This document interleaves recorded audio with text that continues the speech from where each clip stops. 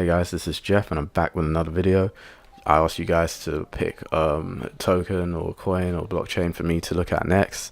You guys couldn't come to an agreement, so I put all your choices into a randomizer and Nebulas came out. I hadn't heard of it before, so it was quite cool to look at. It was like checking out new coins, new technologies. It was very interesting. So yeah, let's get stuck in. So what is Nebulas? Nebulas is basically a decentralized search framework, which is what it says here. But what it is really is kind of like similar to the Play Store or the App Store.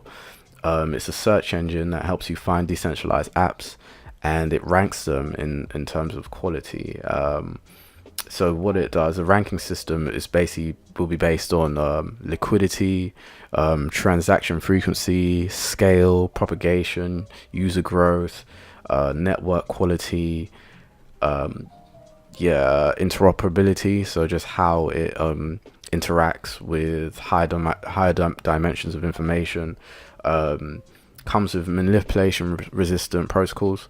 So basically, you can't just somehow hack it and put your DApp at the top, and because obviously it's possible to in certain circumstances to do that, but it's resistant to that. It's resistant to spam and those sorts of things.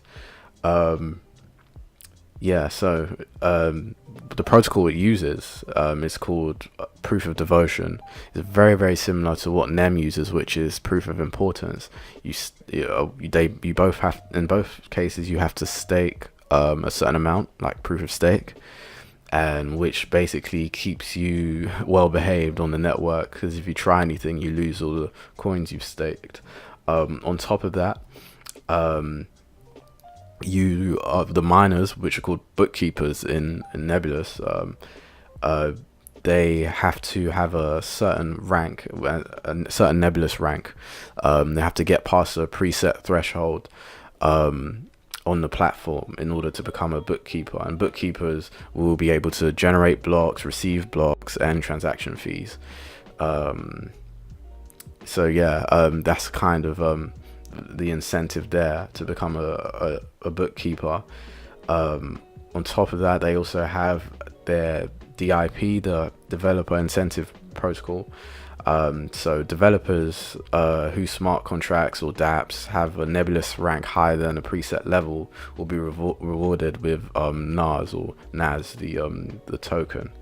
Obviously that's how they're going to get people using this, because if you're a developer, you're going to think, why not? Why can't I just put my app on there, see what rank it gets, earn some money? It would be a great way for people to create free to use dApps and still earn money, so that's quite cool, I think.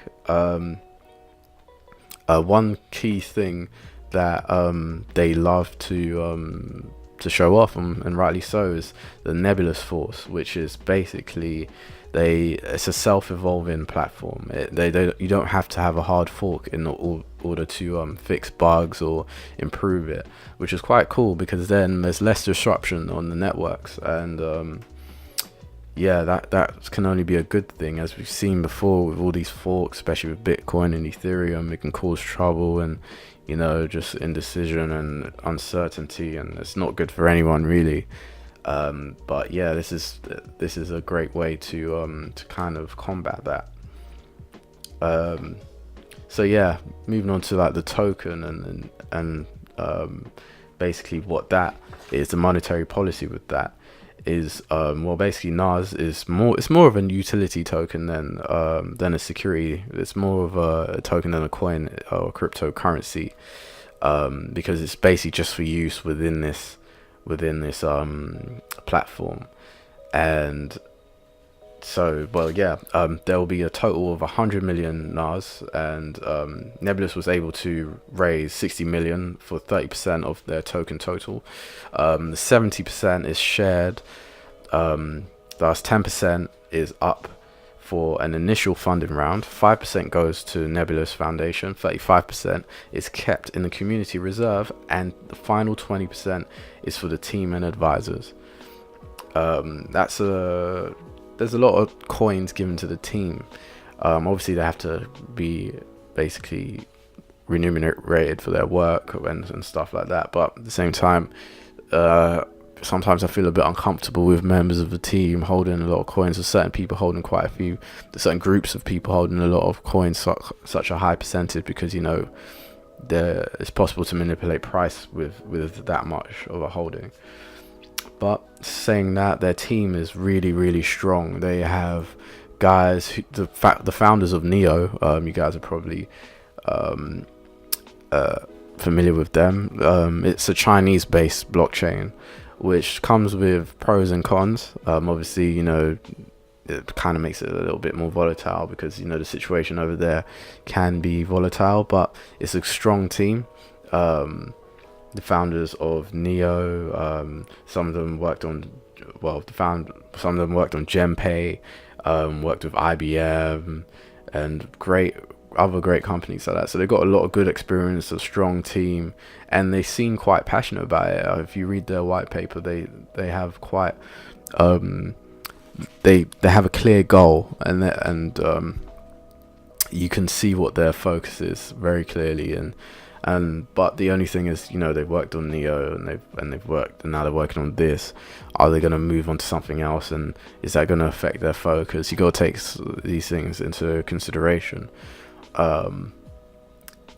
One thing as well that I'm quite cool with, or quite happy with in terms of this, is that they've got quite a lot of information available. They've got their GitHub, obviously it's open source, so you can go in there and check out, if you're a developer. But even if you're not a developer, you can check out who's actually working on what, and when the next updates and stuff are coming up. The testnet is out. You can join that as well, if you want to. They've got a Medium page with loads of articles, which is good. I like to see blockchains and organizations with putting out their own content and updating people. It's pretty cool. It shows that they actually do care, and they're not just there to collect money from you. They got a Telegram group you can join. They've got their